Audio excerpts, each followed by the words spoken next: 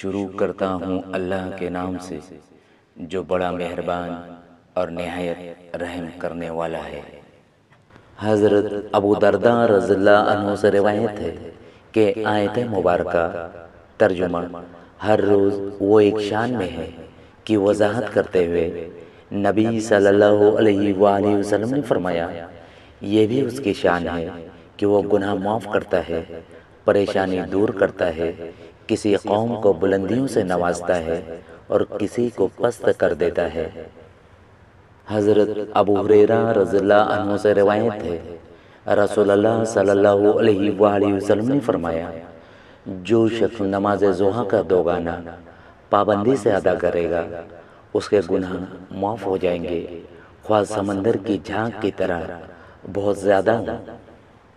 حضرت انس بن مالک رضی اللہ عنہ بیان کیا کرتے تھے،